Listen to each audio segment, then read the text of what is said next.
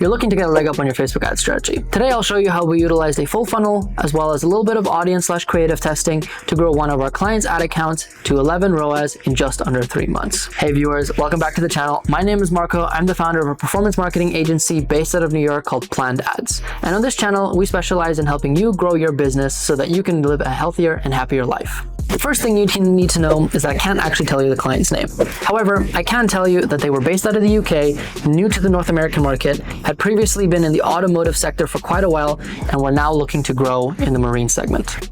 We were trying to coincide their launch in the US with the launch of the Miami Boat Show, one of the largest boat shows in the US. This was a new product launch, the product hadn't been previously exposed, and there was very little data that we could actually utilize and come back on. The initial goal was to get to a 3 ROAS. Now, the pressure was on. We had to figure out how exactly are we going to grow this account from 0 to 3. We ultimately started how we start every account, with a little bit of research. The first thing that you're going to want to do is start with a little bit of research on your actual competitors. What's the market like? What's that vertical like? The best way to do that is just to head over into the ads library, which is public for everybody to use. What you're going to want to do is select the country that you're targeting, in this case, United States. We're open to seeing all types of ads, so we selected all ads as a category. Then we're going to want to start looking at keywords. Now, we know this is in the marine segment, and we know we're selling products to boat owners, yacht owners, and even jet ski owners. So we're going to want to look at keywords that fit that description. And we're going to start a little broader and then narrow our way down. The first keyword that we're going to really want to look at is top coat marine. Now, we know that this is one of the top products that our client sells. And we know that historically, if we look at the industry as a whole, this is one of the hottest selling products. So it's going to be hard to break in. So we're going to look at what ads do we see here. Obviously, not all of these are going to be relevant. There's going to be some here that are entirely useless to us.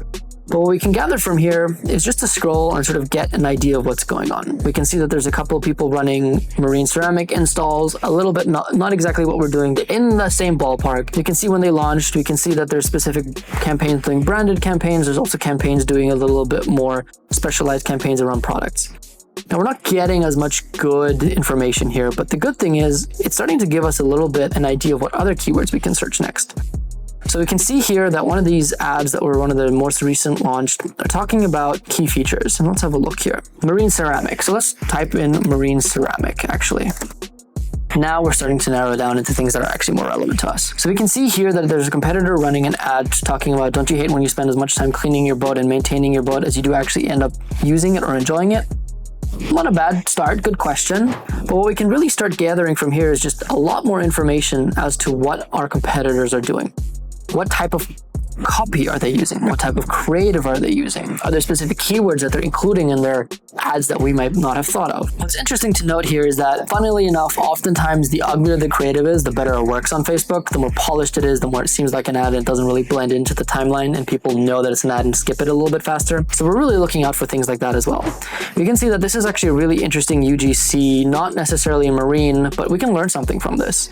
They're using a real story, definitely interesting. There's a lot going on here, really, shiny. It's okay. Now, obviously it doesn't focus on marine, but that's fine. So we can see here they're trying to show off the gloss or the coating actually that is applied to the product. You can see that the audio that you're seeing on this video or that you could barely hear now is literally them holding an iPhone. Now, it's not the most polished shot. It kind of works. We can see the guy holding his iPhone and literally just moving around. Not bad, definitely usable. But what we do learn from here is that this type of content seems to be working because they're running it across 3 different accounts, 3 different ads right now. And if we look further, we can see the same customer, the same advertiser is running very similar on different types of boats as well. So there's clearly something here where it looks handheld, that's by design. It looks authentic. It looks like something that a boat owner would be filming themselves. What we're trying to find here is a balance between what's salesy, how much promos are they running any promos at all? What is the creative like? The creative is the part that's going to get people hooked. It's going to get people to stay, either watch the video or tap and click into your link. So we can see that there's a lot of beautiful UGC, very amateur is maybe the wrong word, but amateur type of content, and that works. The next thing that we're really going to want to look at here is copy. What are they saying in their copy? As we sort of dig through this, we can see that these copies are really, really long. Now, they're probably selling a higher ticket item, probably an average order value around $100 to $200. So it's okay to be a little bit longer because people aren't going to click unless they find the part that they're looking for.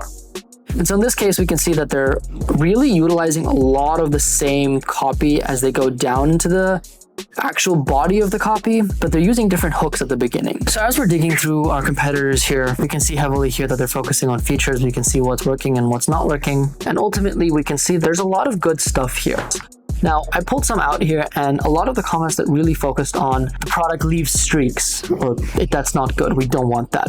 It's not as strong as advertised. Again, so people are concerned about strength when it comes to other people's products. It works all right, but it doesn't last long. Those are all objections that people might have as they go through and buy our product. So it's a good idea to put those in our copy. We have a general idea here at a high level as to what type of copy works. We can see there's specific objections that we should include in our copy. We know that emojis seem to be working quite a bit because a lot of emojis were being used. And we also know that creative is super important. We can see that the more amateur UGC type content actually shot on an iPhone, not polished, worked quite nicely as they were using it across a variety of different channels. Now we dug a little bit deeper and started looking at further competitors and just put everything in a spreadsheet so that we can put everything together. We got a little bit of ads inspiration. We looked at copy inspiration. It's important to note that you don't want to copy people. You just want to get inspired by them. The big question, how do we utilize all this data to come up with a structure that actually works for us?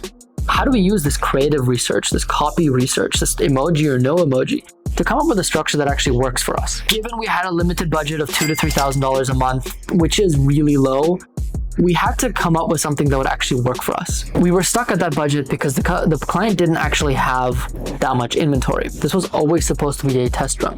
Would this actually work? Could we get to a break-even ROAS, or could we even do better than that? We structured our campaigns very simply to begin with. We started with 2 campaigns, each testing a variety of different things. And you can see that for the month of February, we got off to a pretty good start. We spent roughly $2,600, call it $3,000 for the month. Our average order value was really high, $400. And that surprised us a little bit. The average product came in at $80 to $120. And we realized people were actually buying the more expensive products that we had, the bundles at $250, $300. And they were bucketing these bundles together, which allowed us to get a really high average order value. This was partially done because we recommended a couple of upsells at the checkout, and partially because the client already had a really good website. We got a little bit surprised by how high that average order value initially was. We got off to a great start. Our return on ad spend was already 11 for the first month. The client was breaking even and then some. We already sold out in the first couple of weeks, and we actually had to reorder some inventory, again in a limited quantity because this wasn't supposed to be a big test. Average cost per purchase came in at roughly $35. Now for a product with an average order value of $407, that's fantastic. As we got through February,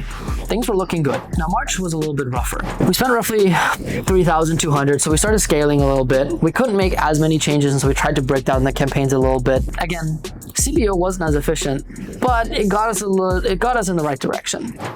For March, we were trying to understand, okay, what changes do we have to make to the ads? What is the actual reason why things are working? And that's why we're not a fan of CBO to begin with. We usually recommend ABO, but again, we had budget constraints. So we started playing around a little bit more in March. Prospecting took a big hit. Our cost per purchase went up to $600 for one campaign and $157 on another campaign. That's crazy.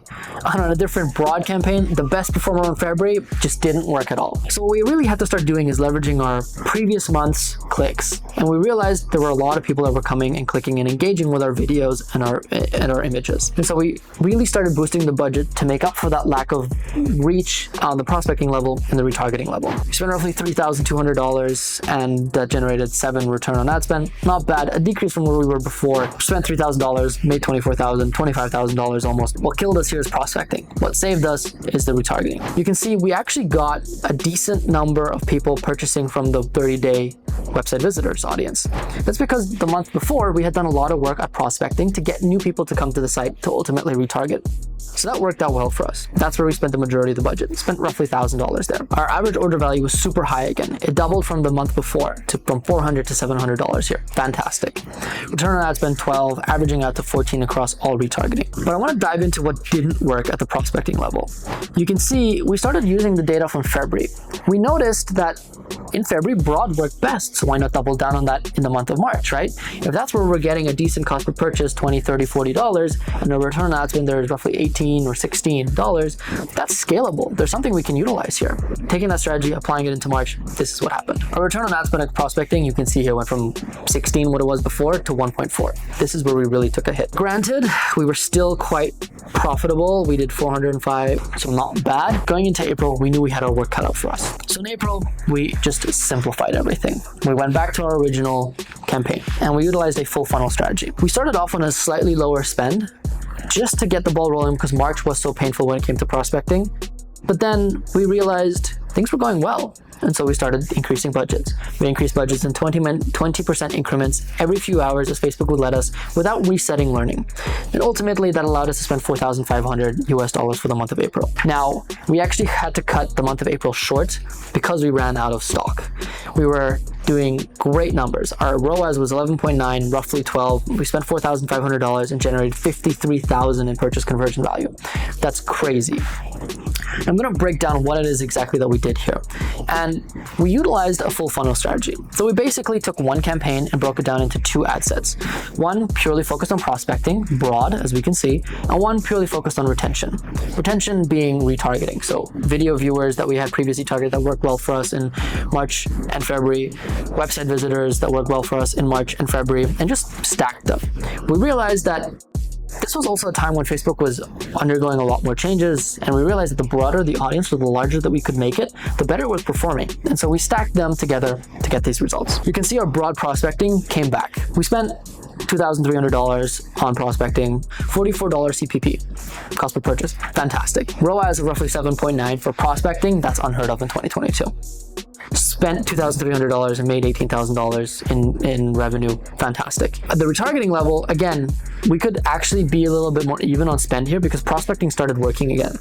But our cost per purchase there was obviously going to be cheaper. Anytime you've done a retargeting ad, your cost per purchase is going to be slightly cheaper. In here, you'll see that we had a stacked campaign looking at all these different audiences. So we had IG engagers, Facebook engagers, add to carts within the last 30 days. We added that audience in, and then I initiate checkouts as well. We really removed all the website visitors because we started realizing that audience was getting a little bit too broad and our CPA went up. So we cut those out and then just focused on those that had a conversion intent. When it came to broad, you'll realize that all we did was exclude those that we were targeting in retention and just went USA broad. No interest, no nothing. You can see that we're still utilizing dynamic copy, dynamic creative, and everything. Dynamic was working really well for us, and we didn't really have historical data to leverage, right? We didn't have historical post IDs with great content, with great reviews, with great comments to actually use. So there was no harm in using dynamic creatives and basically giving Facebook more ammunition to actually figure out what's working. The annoying thing is, just as we were getting going, just as we got the learnings that we needed to, just as things were going well, and we could actually start scaling because we had scalable broad audiences, we ran out of inventory. Now, the story doesn't end here. We're waiting for them to get inventory back in stock. We're waiting to pick this project up again. But for the first 3-month test, this was a great success, and our client was very happy. We ended up exceeding our initial ROAS goal drastically, which really helped the business decide that the North American market for this product range was viable. If you enjoyed it, smash that like button, subscribe if you really enjoyed it, and stay on the lookout for a few other videos. My name is Marco. Thank you very much for joining us today.